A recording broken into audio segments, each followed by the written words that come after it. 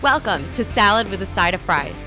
I'm your host, Jenn Trepeck, talking wellness and weight loss for real life. We're here to clear up the myths, misinformation, bad science, and marketing to teach you how to eat and how to cheat. Are you ready? I'm having salad with a side of fries.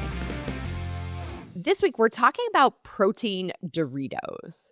So I don't know if you heard our episode called 90s versus now.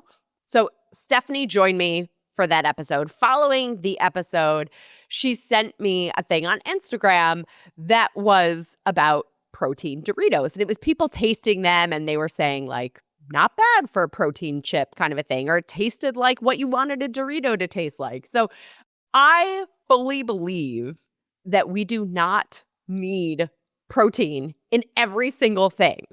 With that said, I would be remiss if we did not talk about the protein-packed version of this iconic food, right? So here we go, protein Doritos.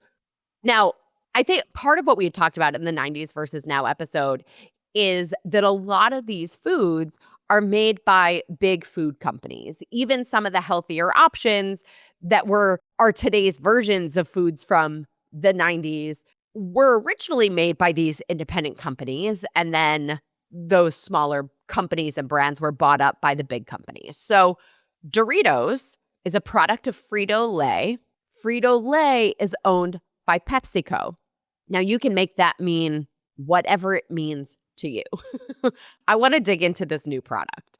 They have two flavors in their protein chip category. One is nacho cheese. The other is sweet and tangy barbecue. I feel like the nacho cheese is the classic Dorito that we all think of. So let's look at that one. They say Doritos protein isn't your average protein chip.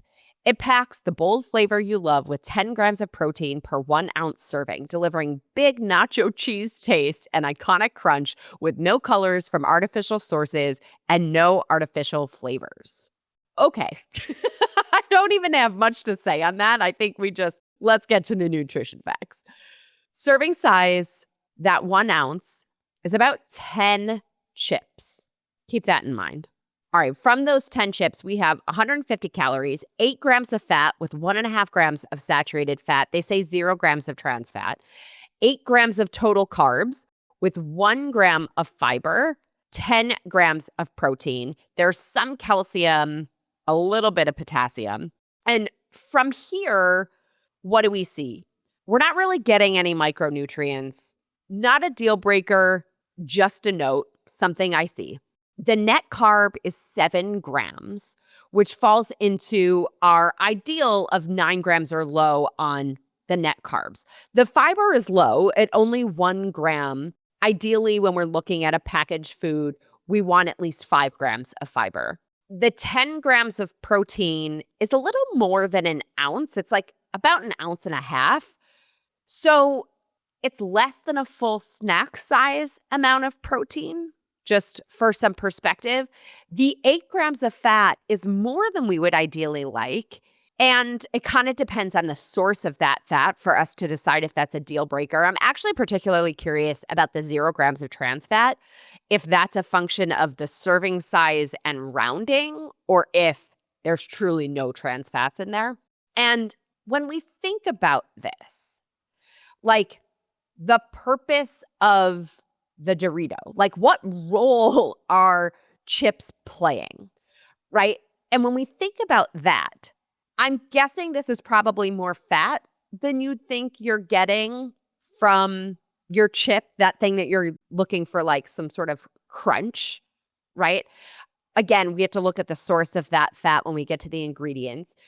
It doesn't have to be a full snack size of protein or fiber. Again, this is a chip, likely not eaten as a snack or a meal on its own. If it is, note what we're actually getting in here.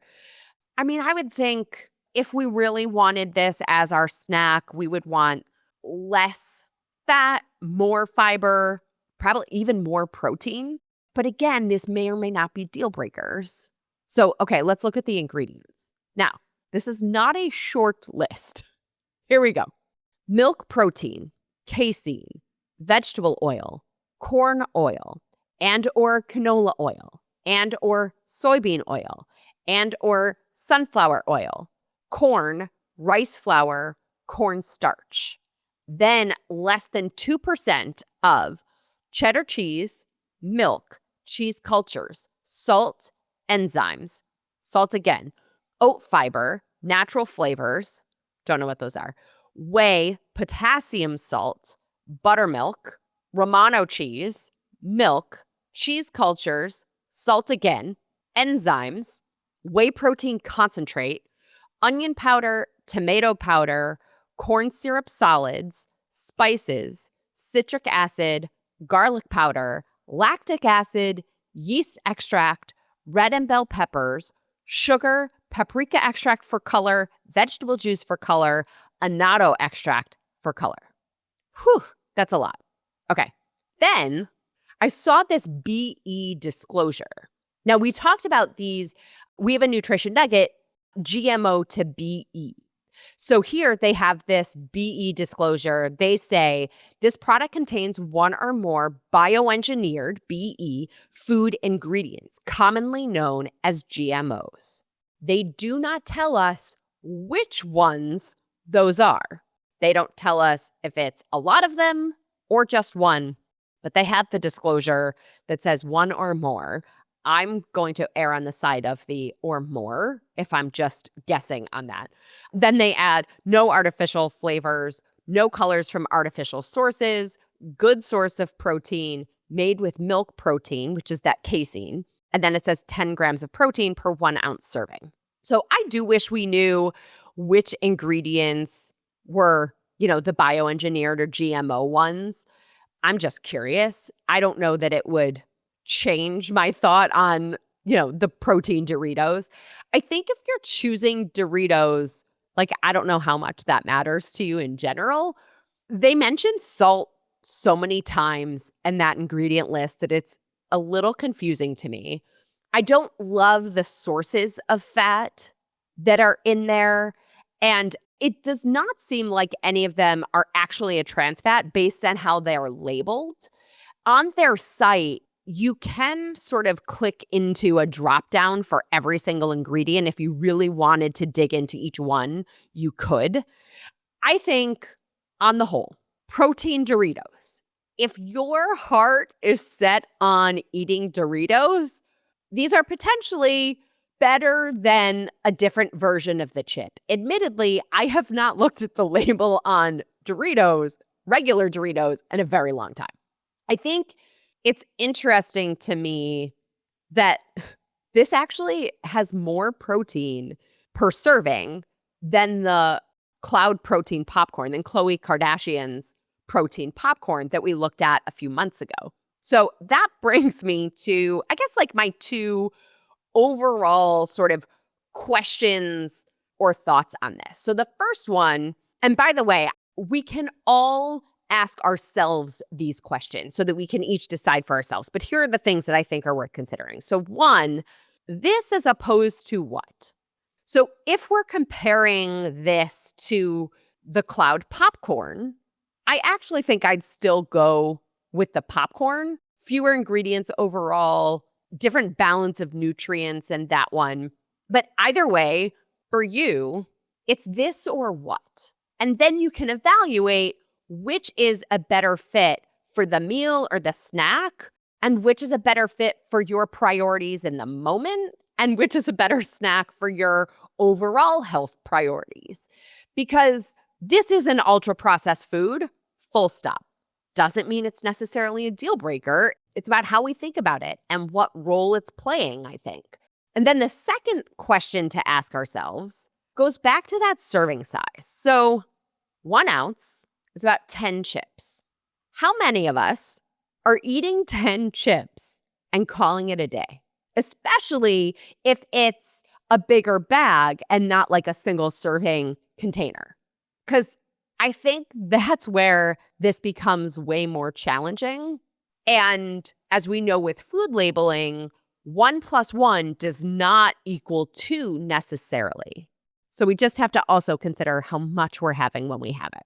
With all of that said, I stand by that you do not need to protein pack every single thing that goes on your plate or in your life. And just because Doritos / Frito-Lay / PepsiCo wants in on the dollars that people will spend, it doesn't mean that it has to be part of your plan. So there's my take on those protein Doritos.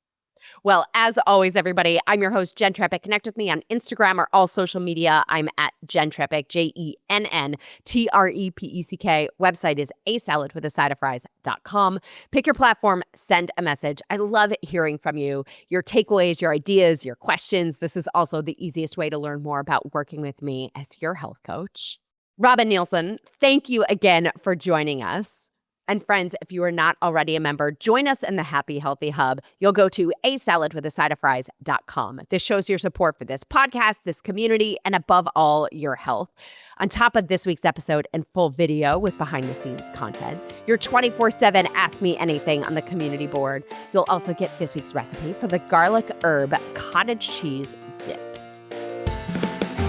Well, friends, that's it for today's episode of Salad with a Side of Fries. Congratulations for making yourself and your health a priority. Thanks so much for joining us. Be sure to click subscribe or follow on your favorite podcast platform. Share us with a friend, and we'll be back next week.